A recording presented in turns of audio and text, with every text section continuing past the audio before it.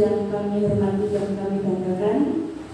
Pertama-tama marilah kita ucapkan puji syukur alhamdulillah atas izin dari Allah dan kesempatan kesehatan kita diberikan kesempatan untuk berkumpul pada siang hari ini dalam kegiatan diseminasi penyebaran pemahaman dan penerapan budaya positif oleh Hani Putri Ramadhani CDP Angkatan 10 Kabupaten Kediri. Tak lupa sholawat dan salam kita haturkan kepada junjungan Nabi besar Muhammad Sallallahu Alaihi Wasallam yang telah mengantarkan kita dari zaman jahiliyah ke zaman pendidikan seperti sekarang ini. Ibu-ibu yang kami hormati, di sini izinkan saya selaku moderator menyampaikan susunan acara pada kegiatan hari ini. Yang pertama adalah pembukaan, yang kedua penyampaian diseminasi budaya positif oleh CDP, berikutnya adalah tanya jawab, dan terakhir adalah penutup. Untuk pembukaan, marilah kita buka kegiatan pada hari ini dengan bacaan basmalah bersama-sama. Bismillahirrahmanirrahim. Acara selanjutnya yaitu penyampaian penyebaran pemahaman dan penerapan budaya positif oleh Ibu Hani. Kepada Ibu Hani kami persilahkan.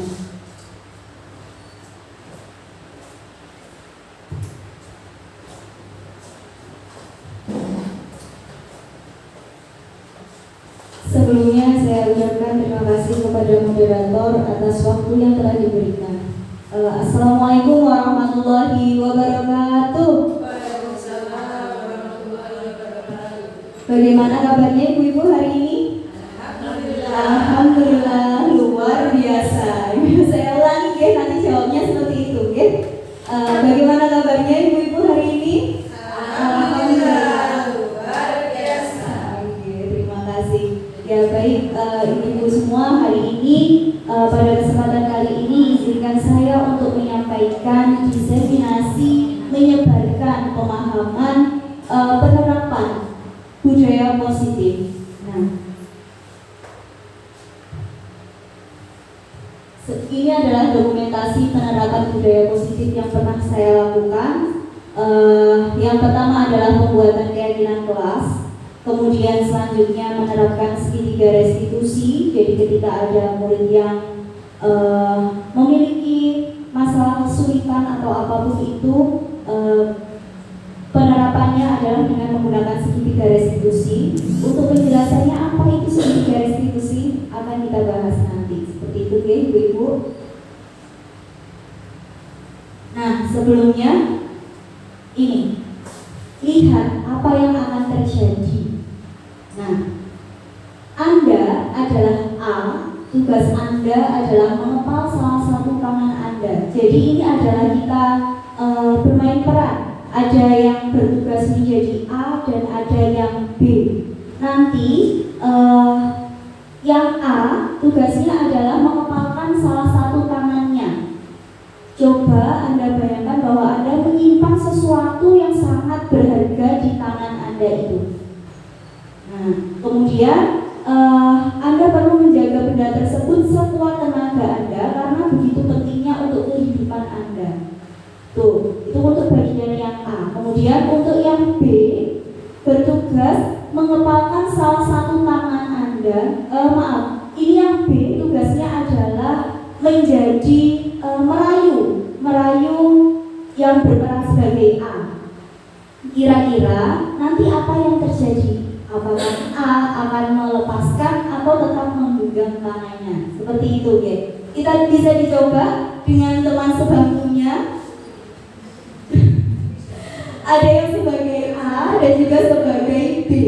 Nanti yang A bertugas mengepalkan tangan dan yang B merayunya. Kira-kira apakah itu akan dibuka atau tidak?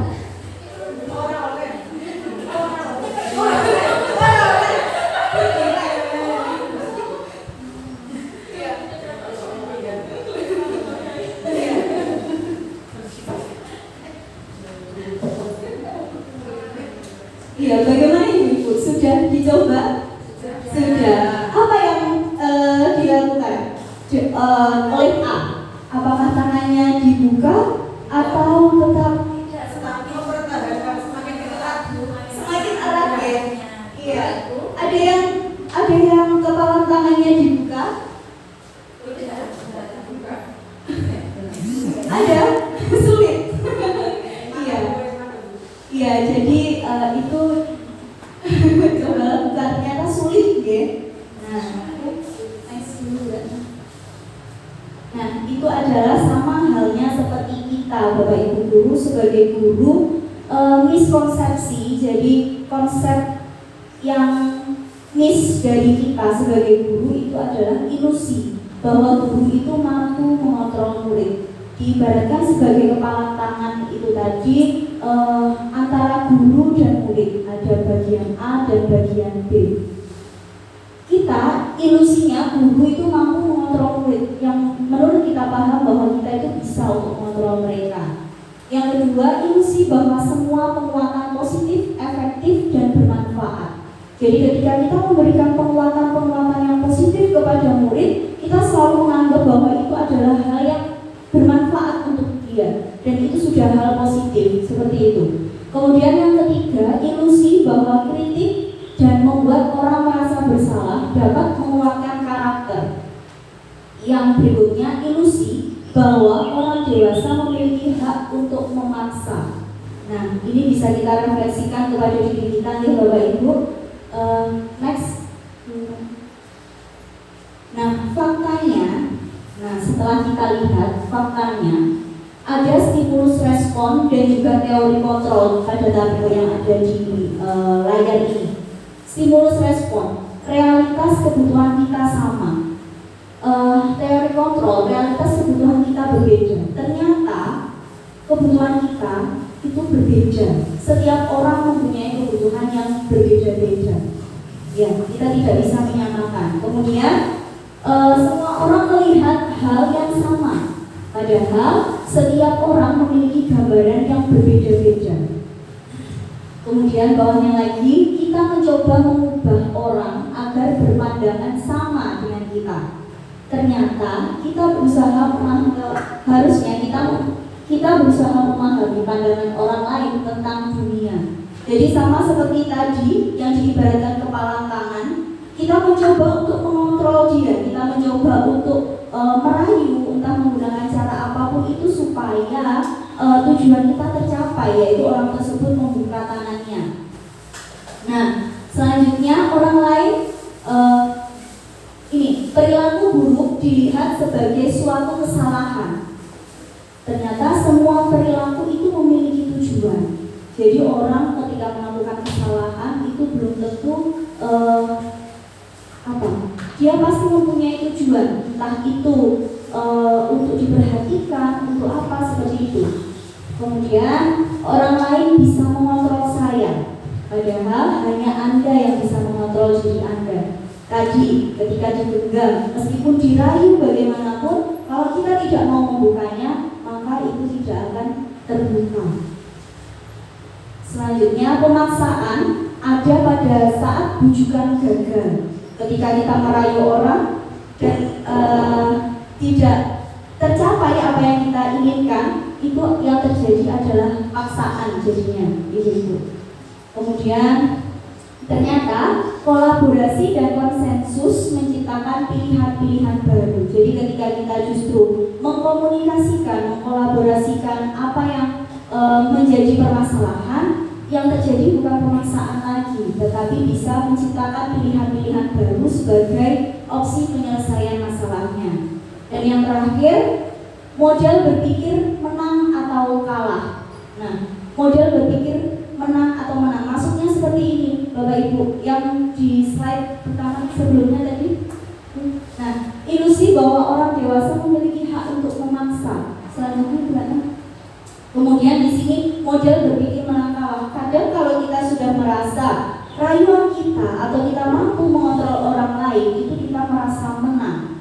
Dan orang yang mau mengikuti kontrol kita itu adalah yang kalah. Nah, itu adalah pada stimulus dan respon ini. Sedangkan teori kontrol yang seharusnya adalah model berpikir menang atau menang. Jadi tidak ada yang menang atau kalah, tetapi semuanya adalah menang. Dengan bagaimana yang ini tadi menciptakan pilihan-pilihan baru seperti itu. Lanjut. Nah, kita masuk kepada makna disiplin. Jadi makna disiplin di sini artinya adalah pertanggungjawaban atau ini nama asingnya, selalu menjadi sisihannya hak atau kewajiban dari seseorang yang pegang kekuasaan atau pimpinan dalam umumnya. Adapun artinya tidak lain ialah orang tadi harus mempertanggungjawabkan dirinya serta tertibnya laku diri dari segala hak dan kewajibannya. Ini menurut Ki Hajar Dewantara, pemikiran konsepsi keteladanan sikap merdeka cetakan kelima tahun 2013 halaman 469.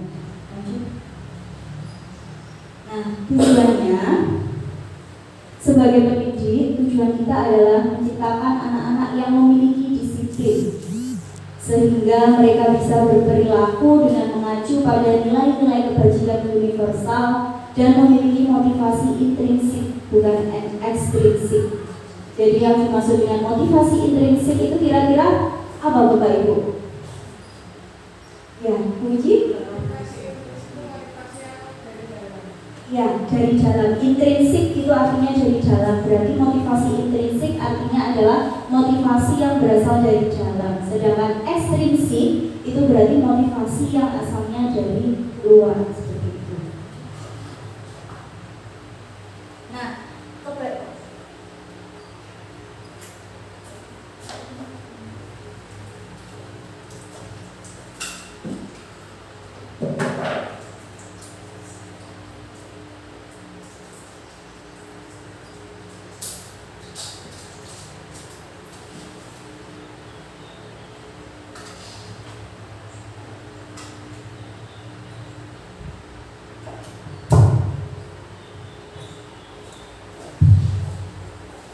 saya lanjutkan. Nilai-nilai kebajikan universal.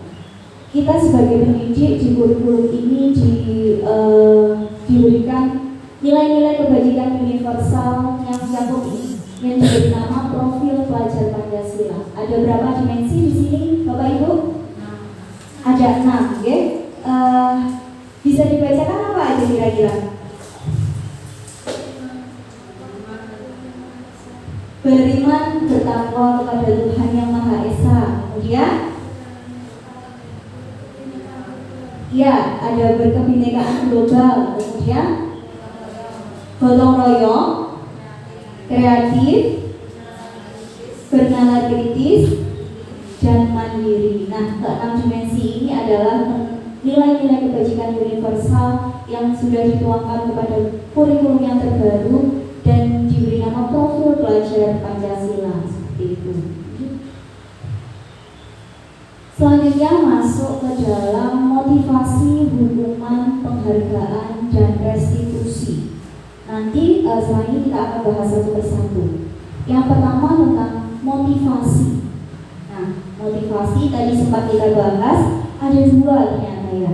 Ada motivasi intrinsik, ada motivasi ekstrinsik. Nah, sebenarnya motivasi ini terkadang kita melakukan sesuatu itu ada 3 alasannya.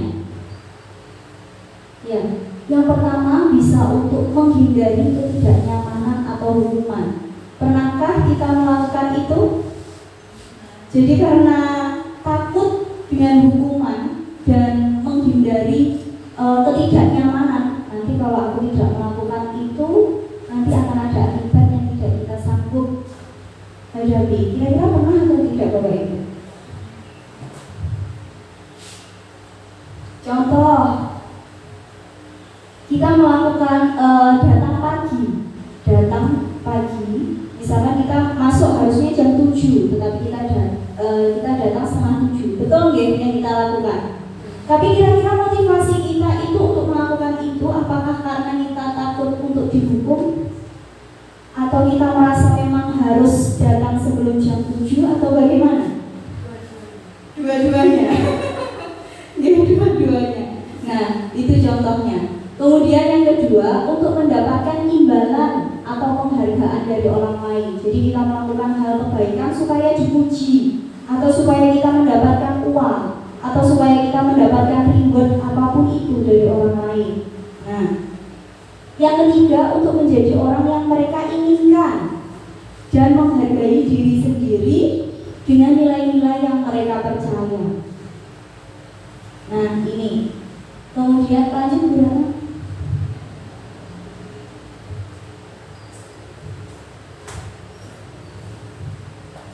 Selanjutnya, itu tadi tentang motivasi, okay? Selanjutnya adalah tentang hukuman. Jadi hukuman, kalau kita ingat tentang hukuman, itu pasti yang ada di benak kita itu kira-kira apa, Bapak Ibu? Takut. Kemudian apa lagi?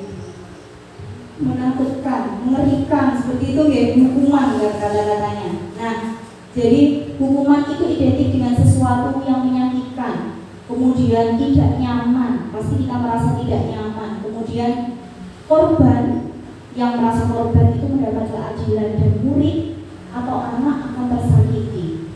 Nah, hukuman bersifat tidak terencana atau tiba-tiba. Anak atau murid tidak tahu apa yang akan terjadi dan tidak dilibatkan. Yang kedua, hukuman itu bersifat satu arah. Biasanya berasal dari orang dewasa, ya. Dari pihak guru yang memberikan, dan murid hanya menerima suatu hukuman tanpa melalui kesepakatan. Tidak ada kesepakatan. Jadi ketika murid melakukan kesalahan, langsung kita tunjuk, ayo kamu lari, misalkan, ayo kamu hormat bendera, seperti itu. Nah, atau pengarah, saya ulangi, hukuman bersifat satu arah dari pihak guru yang memberikan, dan murid hanya menerima suatu hukuman tanpa melalui suatu kesepakatan atau pengarahan dari pihak guru, baik sebelum atau sesudahnya. Kemudian yang ketiga, hukuman yang diberikan bisa berupa fisik maupun psikis. Murid atau anak disakiti oleh suatu perbuatan atau kata-kata. Lanjut, itu tadi hukuman. Sedangkan konsekuensi, kalau kita bicara tentang konsekuensi, kira-kira lebih mengerikan atau tidak begitu? Lebih enak didengar gitu ya, daripada hukuman gitu ya. Ya, jadi konsekuensi itu sesuatu yang harus terjadi, tapi tetap tidak nyaman untuk murid atau anak untuk jangka waktu pendek. Hanya untuk jangka waktu pendek. Kemudian korban bisa diabaikan dan murid atau anak dibuat tidak nyaman. Penjelasannya, biasanya konsekuensi itu sudah terencana atau sudah disepakati, sudah dibahas dan disetujui oleh murid dan guru. Umumnya bentuk-bentuk konsekuensi dibuat oleh pihak guru, dan murid sudah mengetahui sebelumnya konsekuensi yang akan diterima bila ada pelanggaran. Yang ketiga, pada konsekuensi murid tetap dibuat tidak nyaman untuk jangka waktu pendek. Yang keempat, konsekuensi biasanya diberikan berdasarkan suatu data yang umumnya dapat diukur. Misalnya, setelah 3 kali tugasnya tidak diselesaikan pada batas waktu yang diberikan, atau murid melakukan kegiatan di luar kegiatan yang seharusnya. Lanjut, misalkan.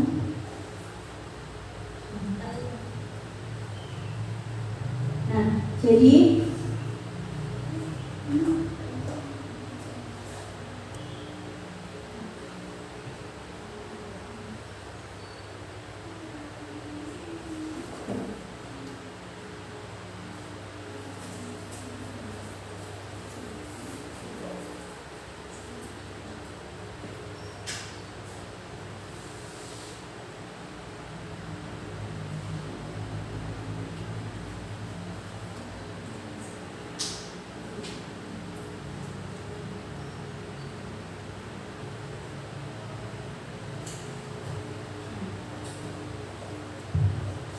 Oke, tadi ada hukuman, ada konsekuensi, sekarang penghargaan, Bapak Ibu.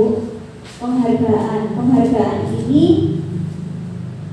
ada penghargaan jangka pendek dan jangka panjang. Dan ternyata setelah ada penelitian, penghargaan itu tidak efektif. Penghargaan itu merusak hubungan Penghargaan itu menurunkan kualitas, penghargaan itu mematikan kreativitas, dan penghargaan itu menghukum. Selanjutnya motivasi dalam diri.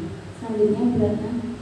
Nah, maksudnya penghargaan jangka pendek dan jangka panjang yaitu penghargaan efektif.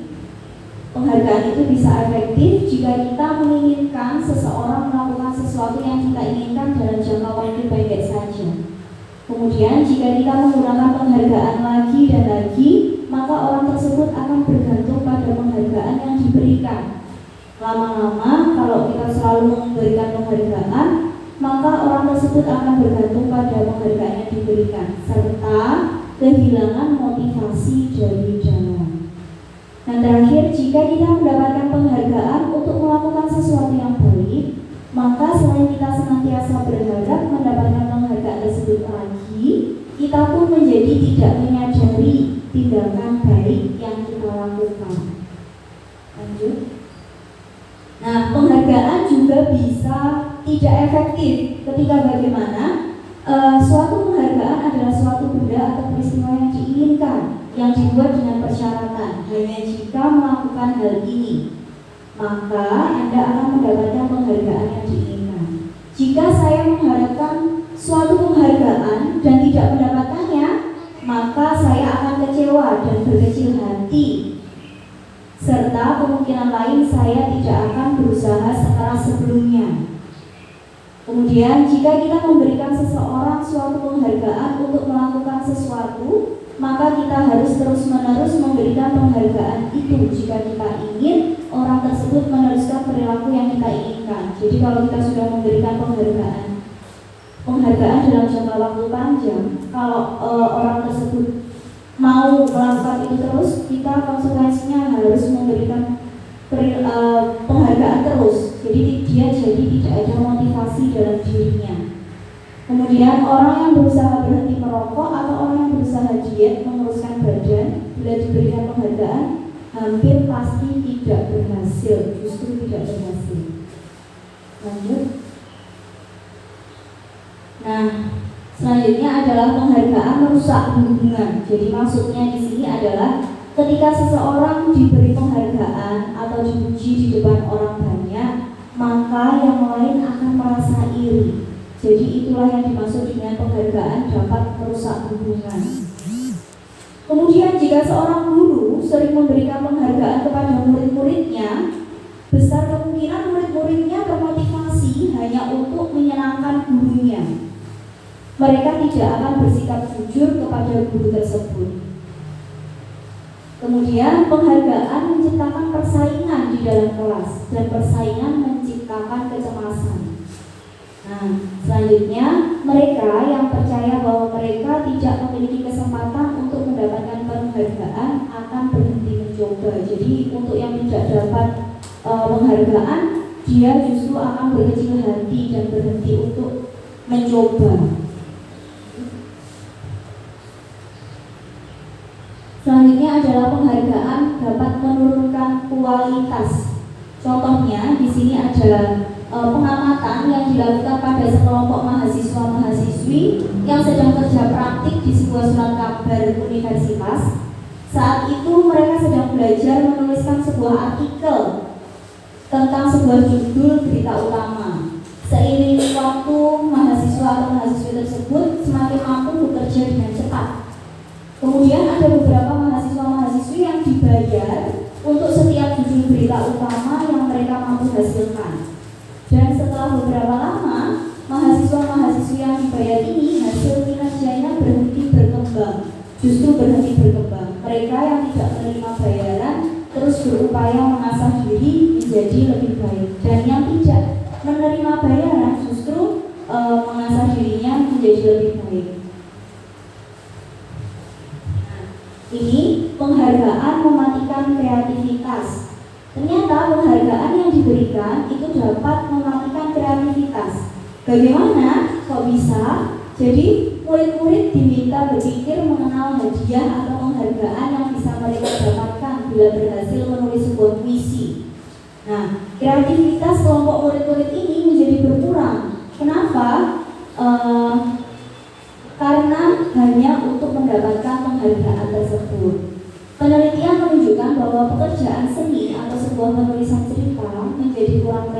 bila dijanjikan sebuah hadiah atau penghargaan.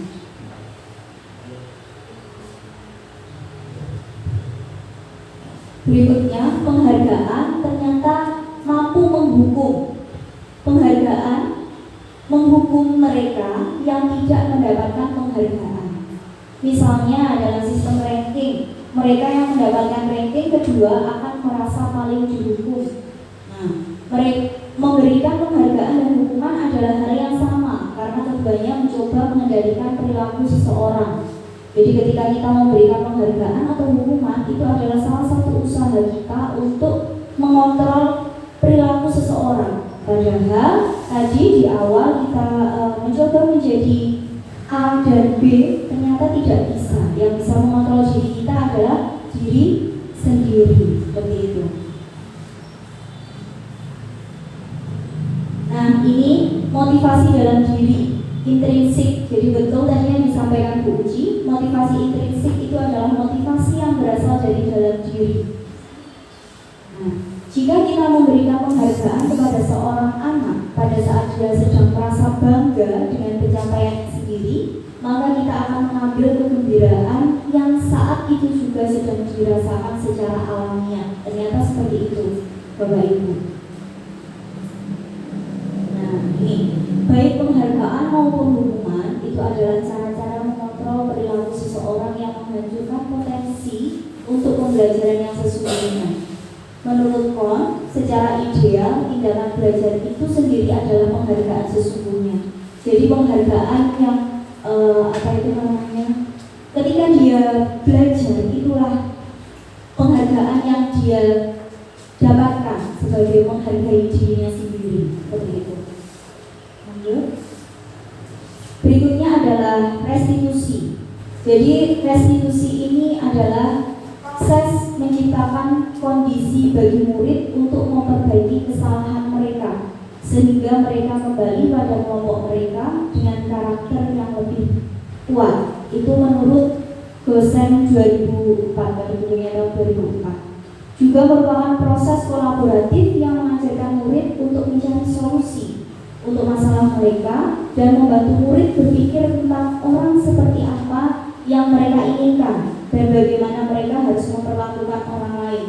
Ini menurut Chelsom Gosen tahun 96. Nah, jadi pada restitusi ini yang dilakukan itu bukan untuk menebus kesalahan, namun untuk belajar dari kesalahan.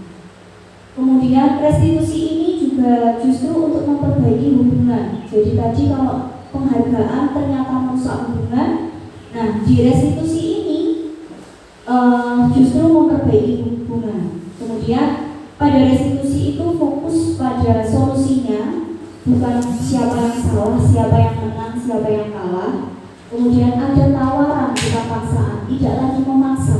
Kalau kamu begini, berarti kamu harus begini. Tidak seperti itu. Tapi kita tawarkan, bukan memaksa. Selanjutnya adalah menguatkan. Restitusi ini adalah menguatkan karakter yang dimiliki setiap orang. Kemudian restitusi ini juga menuntun untuk melihat ke dalam diri, karena di situ ada proses kolaborasi menyelesaikan masalah yang tidak ada paksaan. Kemudian mencari kebutuhan dasar yang mendasari tindakan. Nah, ada lagi mengembalikan murid yang berbuat salah pada kelompoknya dan fokus pada karakter bukan tindakan. Nah, ini adalah segitiga restitusi, Bapak Ibu.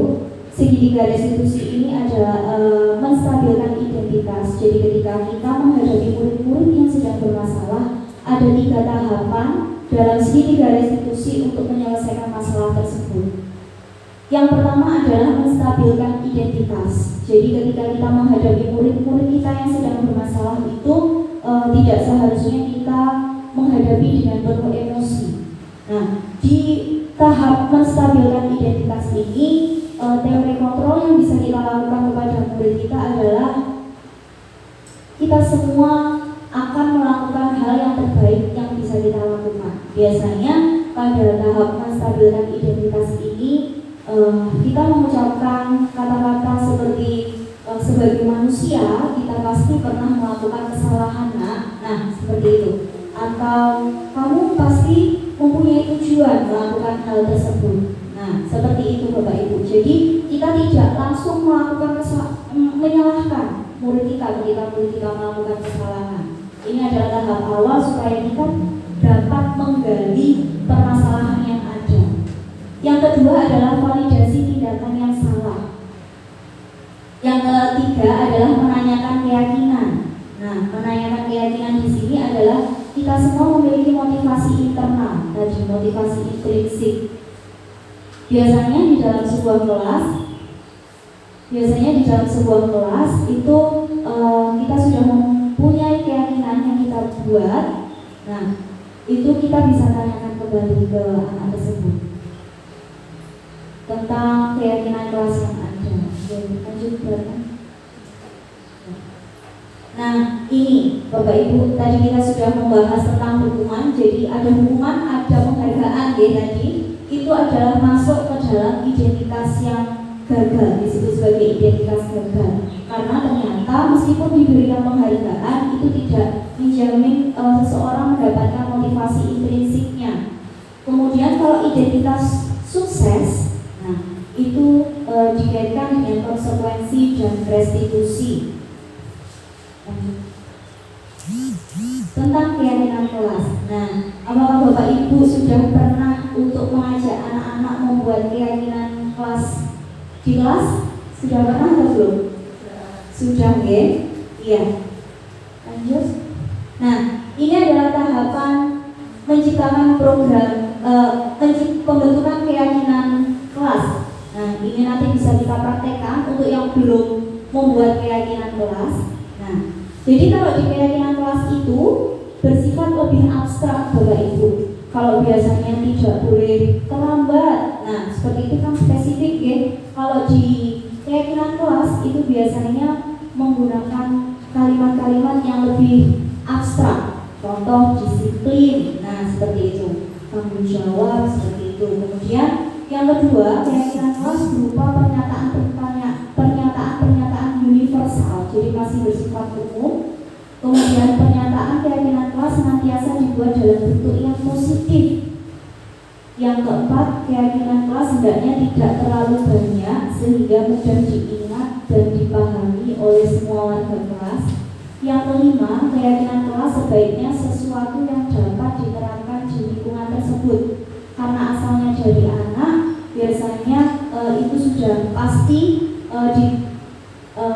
sesuatu yang dapat diterapkan di lingkungan itu karena berasal dari mereka sendiri. Kemudian semua warga kelas hendaknya ikut berkontribusi dalam pembuatan keyakinan kelas lewat kegiatan curah pendapat.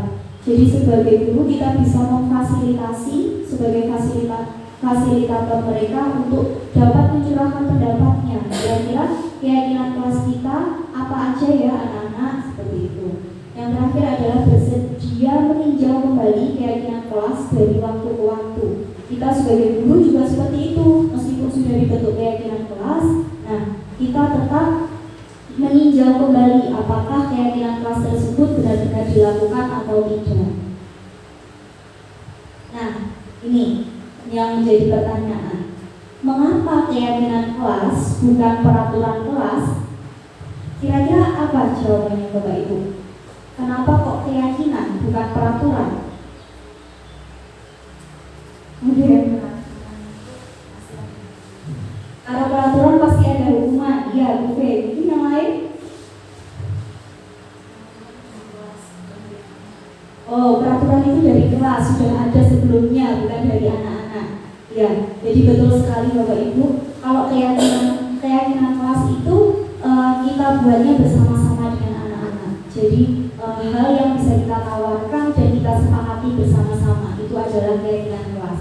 Nah ini keyakinan kelas itu adalah hal-hal yang disepakati oleh anak dan muncul dari anak. Sedangkan kalau peraturan itu biasanya dari guru atau dari kepala sekolah. Nah karena munculnya dari guru atau dari kepala sekolah, biasanya yang dirasakan anak adalah merasa tertekan karena takut dihukum seperti itu. Nah ini adalah contoh pembuatan keyakinan kelas. Setelah nanti anak-anak curah pendapat bisa dilakukan menggunakan post-it, nanti ditempel-tempel di papan. Nah, kemudian kita buatkan posternya. Nah, setelah dibuatkan poster, bisa nanti ditandatangani oleh seluruh warga kelas. Nah, sehingga itu keyakinan kelas benar-benar diyakini bersama dan dapat dilakukan bersama-sama. Begitu namanya. Nah, sebagai guru, kita juga memiliki 5 posisi kontrol, Bapak Ibu. Sebagai penghukum, sebagai pembuat rasa bersalah, bisa sebagai teman, bisa sebagai pemantau, dan bisa sebagai manajer. Nah, yang pertama kita bahas sebagai posisi penghukum. Guru sebagai posisi penghukum itu biasanya memiliki ciri-ciri. Jadi sebagai posisi penghukum itu ciri-cirinya nada suaranya yang tinggi, terus menggunakan bahasa tubuh yang dengan matanya melotot dan jari menunjuk-nunjuk atau menghardik. Nah, itu sambil marah-marah sekali seperti itu. Biasanya kalau ada kasus ada masalah, kalau siswanya datang terlambat, itu datang yang terlambat lagi, pasti terlambat lagi, selalu datang terlambat. Kapan bisa datang tepat waktu? Nah, itu sambil melotot, sambil menunjuk-nunjuk. Nah, itu sebagai posisi penghukum kalau melakukan seperti itu. Nah, coba sekarang kita tanyakan kepada diri kita sendiri, diri kita masing-masing, bagaimana ya perasaan kita kalau kita jadi murid dan bila guru kita itu berbicara seperti itu pada saat kita datang terlambat. Nah, takut ya, yang kita rasakan takut. Nah, hasilnya Bapak Ibu, ternyata kemungkinan murid akan marah dan memendam atau bersifat agresif. Bisa jadi sesudah kembali duduk, murid tersebut akan mencoret-coret bukunya atau meja tulisnya sebagai bentuk pelampiasannya. Nah, jadi setelah dimarah-marahi, dia bisa menjadi lebih agresif dan melampiaskan kemarahannya itu. Lebih buruk lagi, sepulang sekolah, murid melihat motor atau mobil bapak ibu gurunya dan akan menggores kendaraan tersebut dengan paku. Mungkin karena saking dia memendam tadi ya bapak ibu, memendam. Nah, lanjut karena itu tadi adalah posisi penghukum, guru sebagai posisi penghukum, dan ini posisi pembuat rasa bersalah. Kalau tadi dengan bahasa tubuh sambil melotot, marah-marah dengan nada membentak dan kasar, di sini ciri-cirinya adalah nada suaranya memelas, lebih memelas, halus dan sedih. Bahasa tubuhnya merapat pada anak dan lesu. Nah, Adi, kamu ini bagaimana ya? Kamu sudah berjanji dengan ibu tidak akan terlambat lagi. Kamu kenapa ya senang sekali mengecewakan ibu? Nah, sambil nadanya sedih seperti itu, Bapak Ibu. Ibu benar-benar kecewa sekali. Nah, seperti itu. Lanjut. Nah, kalau sekarang pada posisi membuat rasa bersalah, kita tanyakan lagi kepada diri kita. Apabila kita ditegur, kalau kita sebagai murid dan ditegur guru dengan seperti itu, hasilnya apa? Ya, jadi hasilnya adalah murid akan merasa bersalah Bapak Ibu. Ketika kita memelas dengan nadanya sudah mulai menurun, kalau tadi penghukum itu dengan nada yang membentak, kalau di pembuat rasa bersalah ini lebih menurun, tetapi murid akan merasa bersalah karena mengecewakan gurunya. Tadi karena ada kata-kata ibu sedih sekali itu. Nah, murid juga akan merasa menjadi orang yang gagal dan tidak sanggup membahagiakan orang lain. Kemudian kadang-kala sikap seperti ini lebih berbahaya daripada sikap menghukum. Kenapa? Karena emosi akan tertanam rapat di dalam. Murid menahan perasaan, jadi dia merasa gagal, dia merasa bersalah, dia merasa mengecewakan seperti itu. Emosi-emosi itu kalau tertanam dalam diri murid akan berdampak tidak baik juga. Dia akan susah untuk mengeksplorasi dirinya. Kemudian tidak seperti murid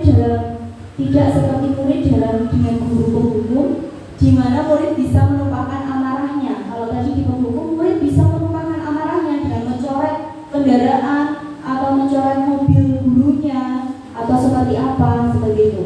Atau mungkin kursi gurunya diberi apa, diberi air, dia duduk basah, nah seperti itu. Terus kemudian Kalau di pembuat rasa bersalah, murid cenderung tidak bisa untuk mengungkapkan amarahnya, meskipun sebenarnya dia memendam itu. Nah, murid jadinya merasa tertekan. Seperti inilah yang tiba-tiba bisa meletus amarahnya. Nanti kalau sudah menumpuk, nah itu bisa meletus amarahnya dan bisa menyakiti diri sendiri atau orang lain. Posisi ketiga adalah posisi sebagai teman. Ciri-cirinya dengan nada suara yang ramah, akrab, dan bercanda.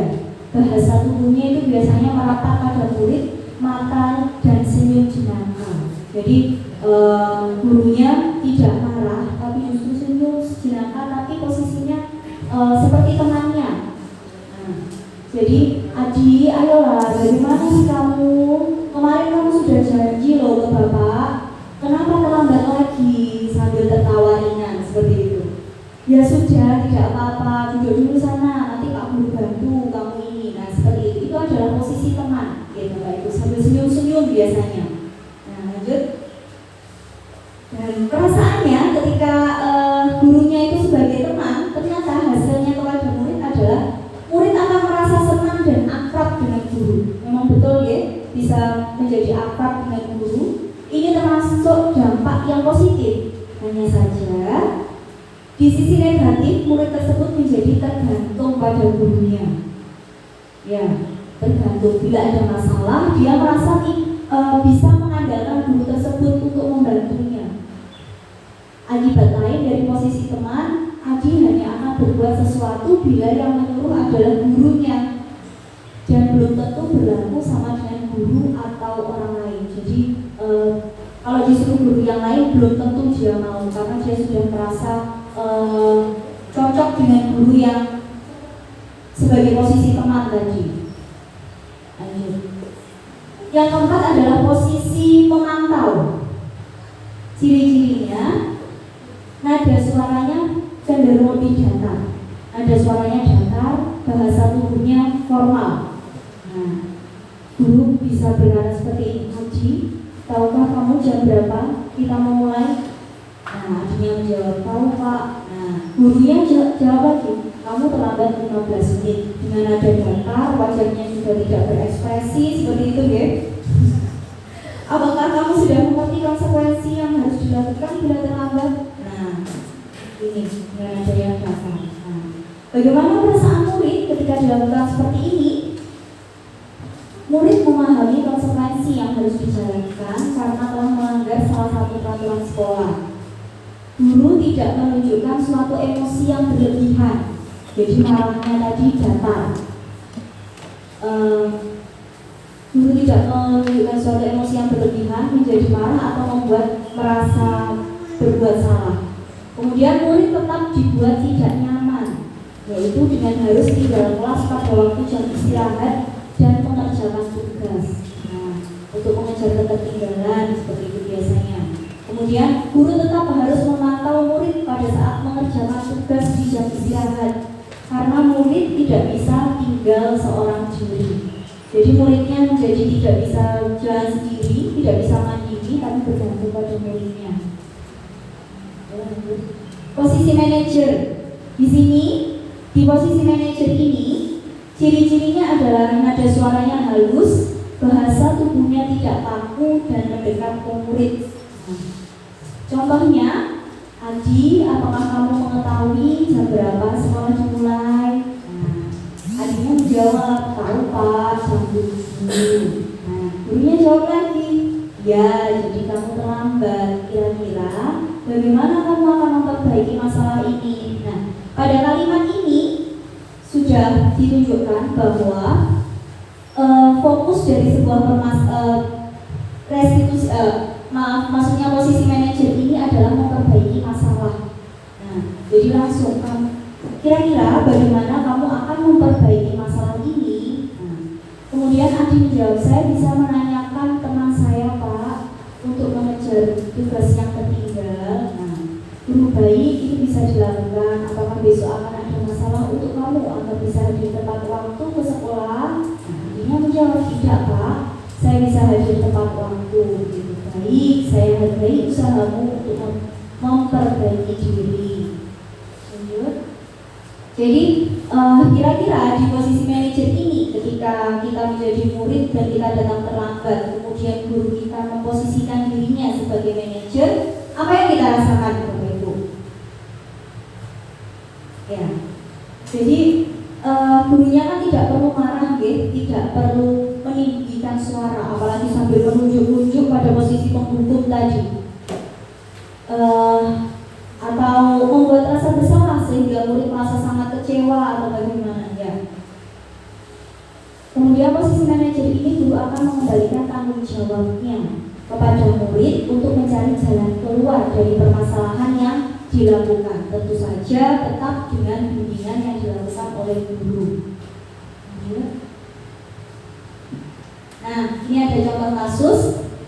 Ibu Ambar, guru wali kelas 2A di SD Pelita Hati, sedang bingung menghadapi ulah salah satu murid di kelasnya, namanya Doni.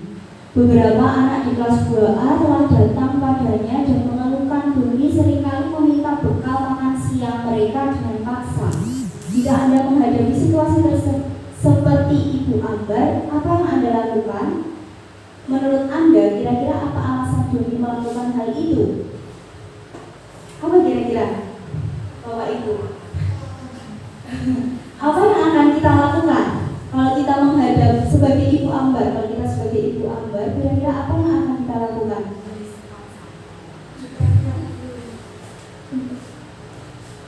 Coba Bu Fe, bagaimana Bu Fe? Sebagai orang tuanya dan Sebagai guru, kalau kita sebagai Ibu Ambar dan menghadapi murid yang seperti itu, seperti Doni, kira-kira apa yang kita lakukan? menanyakan kepada Doni Ya, apa kok meminta bekal bagaimana oke, seperti itu ya. bisa kita tahu alasannya apa. Iya, alasannya apa? Luar biasa. Jadi setiap yang dilakukan pasti mempunyai alasan seperti itu, ya. Ya, menurut Anda kira-kira apa alasan Doni melakukan itu? Kira-kira apa Bapak Ibu?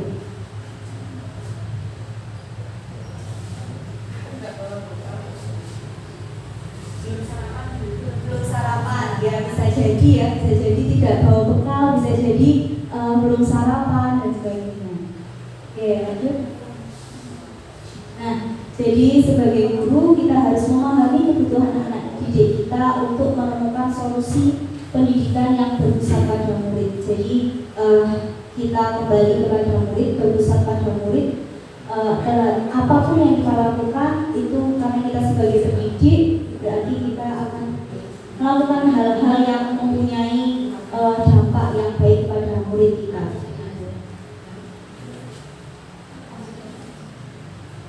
Oke, terima kasih. Begitulah kira-kira diseminasi yang saya lakukan. Saya kembalikan kepada moderator.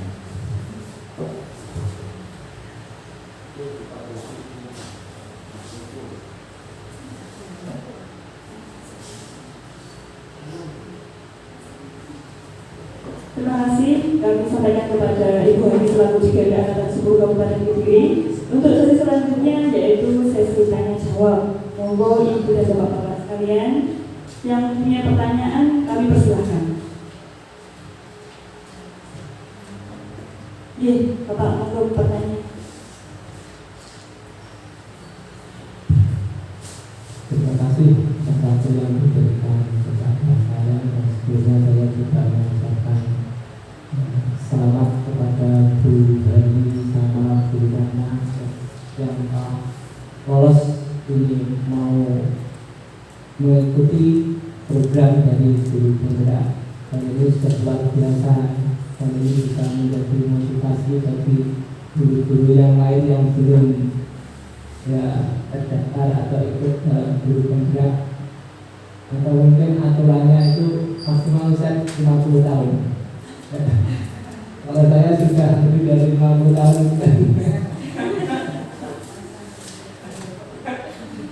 Ya yang lain motivasi begitu, yang lain yang sekarang ini masih belum ikut atau terikut dalam guru penggerak.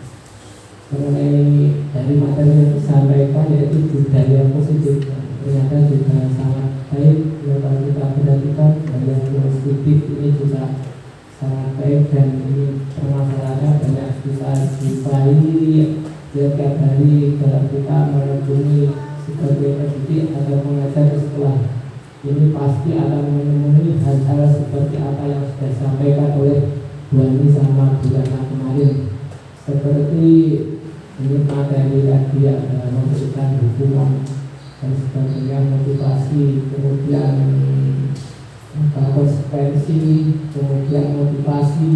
Agar ini sering kita lakukan.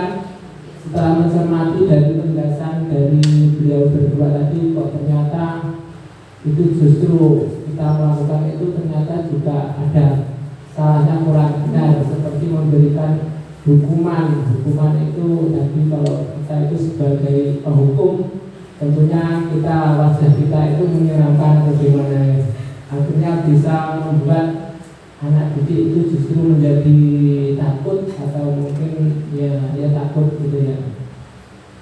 Terus yang saya tanyakan, ada masanya apa ada waktu tertentu kita harus memberikan hukuman kita sebagai pendidik itu, ada permasalahan yang perlu kita pakai cara itu, maksudnya kita sebagai penghukum langsung misalnya biar anak itu jerah lalu tindakannya dengan hukuman itu anak justru tidak jerah akan menjadi takut dan sebagainya, tapi apa ada permasalahan atau tindakan-tindakan yang telah dilakukan oleh anak didik itu yang perlu kita melakukan hal itu dengan memberikan hukuman gitu loh, agar anak itu ya jerah atau bagaimana.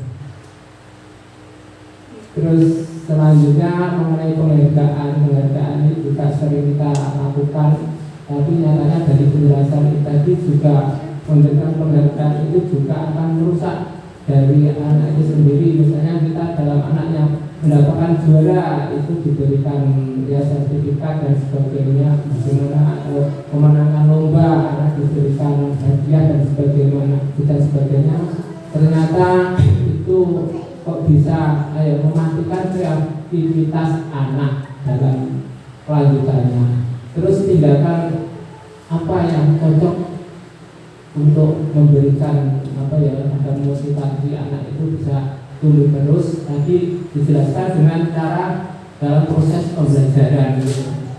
Dalam proses pembelajaran itu tindakan apa yang diberikan oleh guru, apa memberikan sandingan dan sebagainya, apa itu saja yang perlu saya sampaikan. Sebelumnya saya minta maaf ya.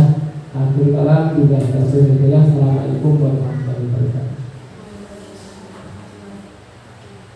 Terima kasih Bapak Khairul atas pertanyaan yang luar biasa. Berarti beliau memang benar-benar mengamati, menyimak apa yang disampaikan oleh Ibu Hani. Terkait pertanyaan Bapak Khairul, ada juga nih Bapak mengenai hukuman dan penghargaan. Ya, monggo Ibu Hani, kami persilakan untuk menjawab pertanyaan dari Bapak Khairul.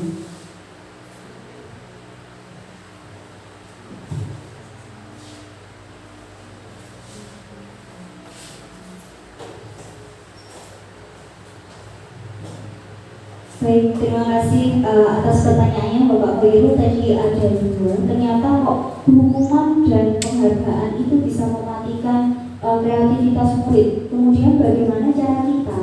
Nah, ternyata tadi dijelaskan juga bahwa ada 4 ya. Ada penghargaan, hukuman itu sebagai pembentuk identitas yang gagal. Sedangkan yang membentuk identitas sukses adalah, bisa dibukakan slide-nya coba Bu Retna.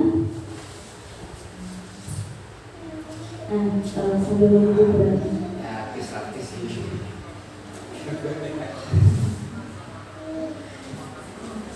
Ya, yang identitas gagal tadi. Gak bisa?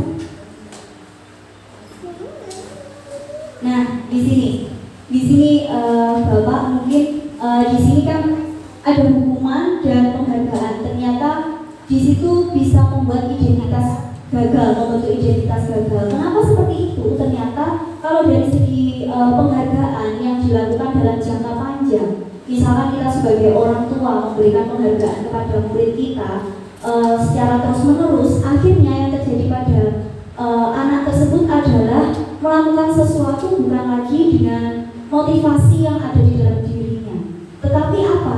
Wah, aku tak gini supaya nanti dapat hadiah dari ayahku misalkan. Atau kalau sebagai guru dan murid, kalau dengan diberikan penghargaan, itu juga sama seperti itu. Nanti aku seperti ini bukan supaya aku diberikan hadiah sama guruku atau supaya aku dipuji seperti itu.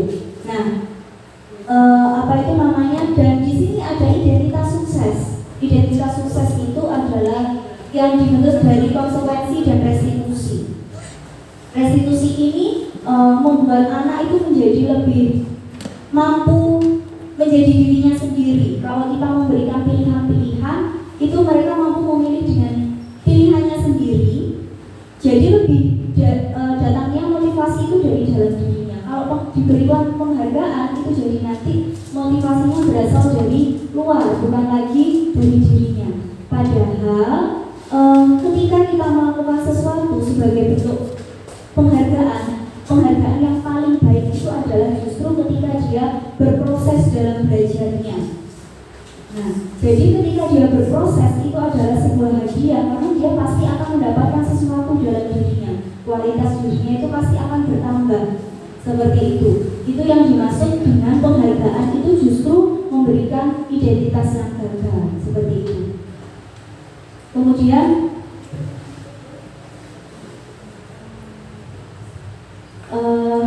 penghargaan menurunkan kreativitas. Nggih, Pak. Pertanyaan yang kedua seperti itu, nggih.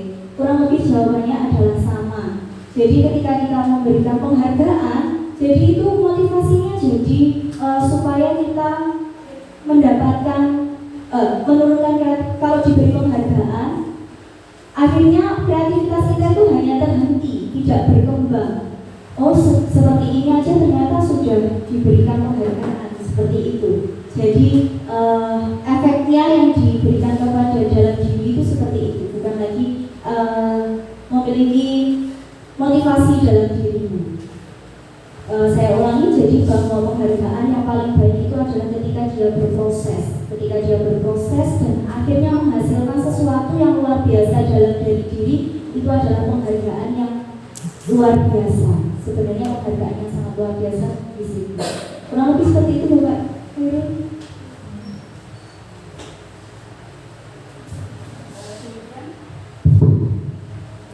Demikian tadi jawaban dari Ibu Hani. Bapak, mungkin dari jawaban yang disampaikan Bu Hani ada yang ingin ditanggapi?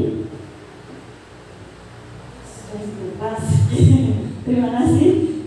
Bapak dan Ibu sekalian, mungkin ada yang ingin ditanyakan kembali, kami beri kesempatan. Monggo, silakan. Ya.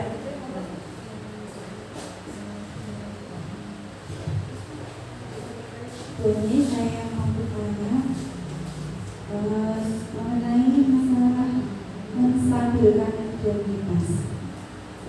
Saya masih tolong diperjelas lagi bagaimana langkah dalam menstabilkan identitas seperti ini bersama.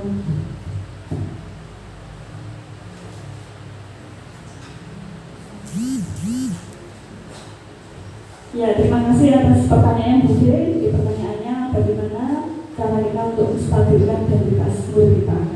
Monggo Bu Hani. Ya, sebelumnya saya ucapkan terima kasih Bu D pertanyaannya.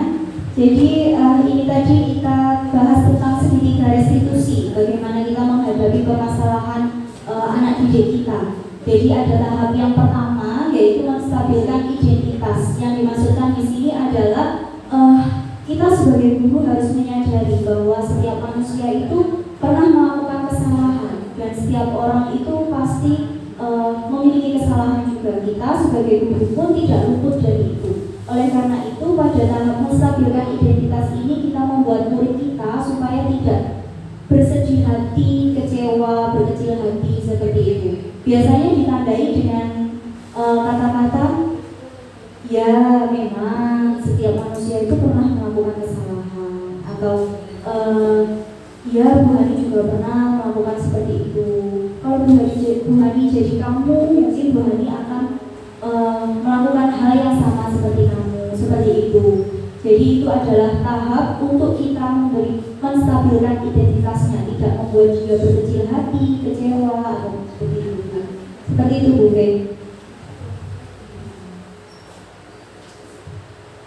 Kemudian Bu Verina atas pemaparan dari Bu Hani, apakah ada yang mau disampaikan kembali?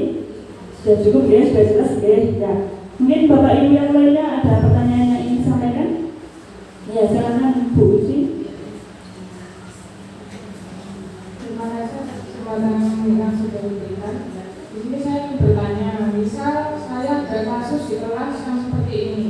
Paginya anak-anak sudah berdatangan kecuali Randi yang belum kelihatan batang hidungnya. Begitu pula pelajaran yang akan dimulai, Andi datang dengan kondisi yang berantakan. Si temannya lagi ini bertanya, mengapa dia berantakan? Lalu anak Andi itu malah marah-marah dan menantang temannya itu hingga terlibat adu mulut, hampir saja mereka berkelahi. Anak-anak yang takut memanggil saya kebetulan yang berada di ruang guru, saya panggil kedua anak itu. Setelah saya tanya, ternyata tidak suka atau bilang berantakan dan sering terlambat. Kami tergesa-gesa berangkat ke sekolah hingga hatinya baru. Nah, yang saya tanyakan, untuk akan segitiga prestisius untuk kasus di kelas saya ini yang seperti apa ya? Terima kasih. Ya, terima kasih atas pertanyaannya Bu Uci. Nah, Bu Hani, ini bagaimana Bu Hani ketika di kelas ada siswa yang bernama Randi ya? Randi datang dengan acak-acakan gitu ya. Kemudian ada teman yang lainnya bertanya, Randi, apa katanya tadi? Randi olok-olok temennya ya? Kenapa Randi telat? Kenapa Randi berantakan? Dia langsung tidak terima, langsung hampir adu fisik gitu ya. Nah, bagaimana cara menanganinya? Monggo Bu Hani. Oke. Terima kasih.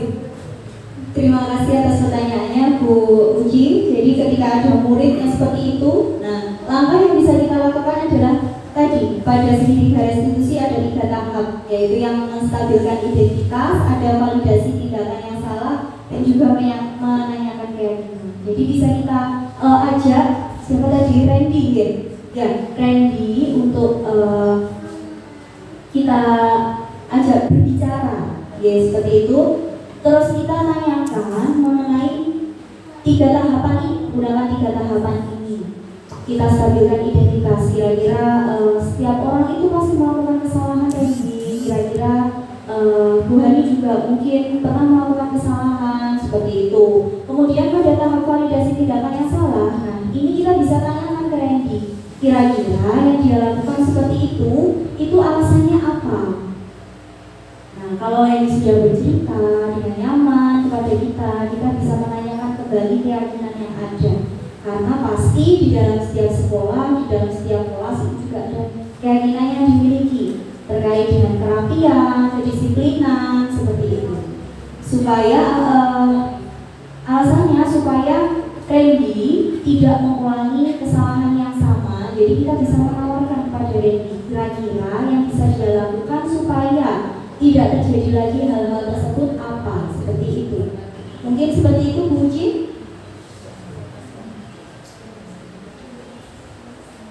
Ya, terima kasih Bu Hani. Jadi kembali ke segitiga restitusi, ada 3 hal yang dilakukan guru. Itu Bu Uci, ada yang mau disampaikan kembali ke Ibu Hani? Sudah jelas sekali ya? Mungkin dari Bapak Ibu yang lainnya ada pertanyaan tambahan atau mungkin sudah cukup, sudah sangat jelas gitu ya? Ya, terima kasih Bu Hani, bisa kembali ke tempatnya. Demikian Bapak Ibu acara diseminasi penerapan budaya positif di sekolah kita. Untuk acara selanjutnya adalah penutup. Sebagai penutup, mari kita membaca hamdan bersama-sama lagi. Alhamdulillahirabbil alamin. Sekali lagi terima kasih dan semoga apa yang disampaikan Ibu Hani bisa bermanfaat untuk diri sendiri dan khususnya untuk lembaga SDN Lurus Muda yang tercinta.